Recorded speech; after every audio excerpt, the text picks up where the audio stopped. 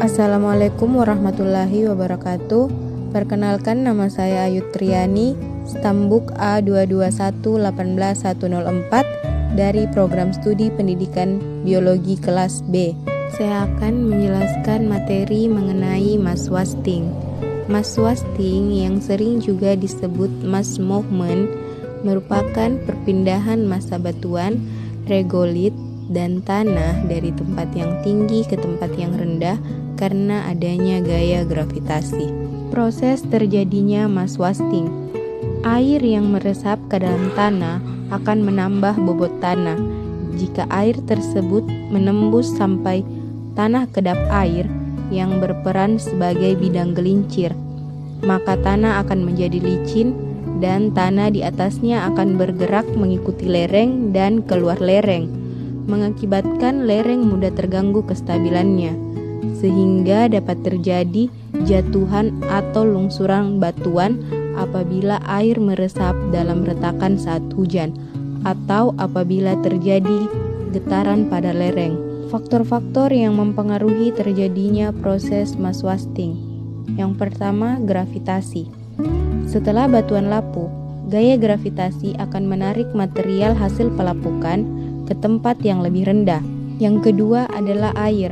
Apabila pori-pori sedimen terisi oleh air, gaya kohesi antar material akan semakin lemah, sehingga memungkinkan partikel-partikel tersebut dengan mudah untuk bergeser. Selain itu, air juga akan menambah berat massa material, sehingga dengan demikian cukup untuk menyebabkan material meluncur ke bawah. Faktor yang ketiga yaitu kemiringan lereng yang terjal. Kemiringan lereng maksimum yang material penyusunnya tetap stabil, tergantung pada ukuran dan bentuk partikelnya. Besarnya sudut lereng bervariasi dari 250 sampai 400. Semakin besar dan menyudut partikelnya, semakin besar sudut kemiringan stabilnya.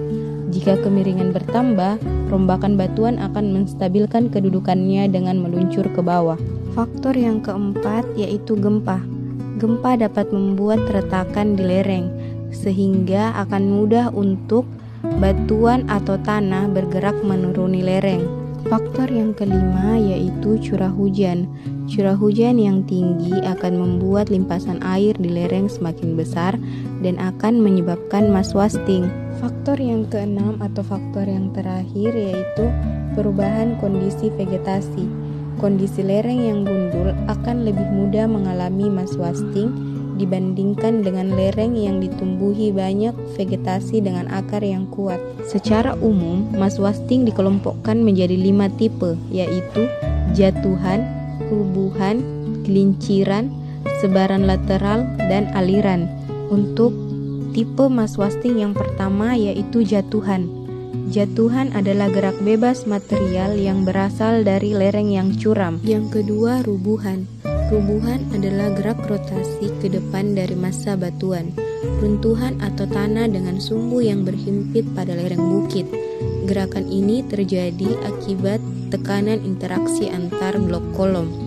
Blok-blok tersebut terjadi akibat adanya bidang pelapisan irregular, belahan atau retakan tension dengan arah jurus relatif sejajar dengan arah jurus lereng.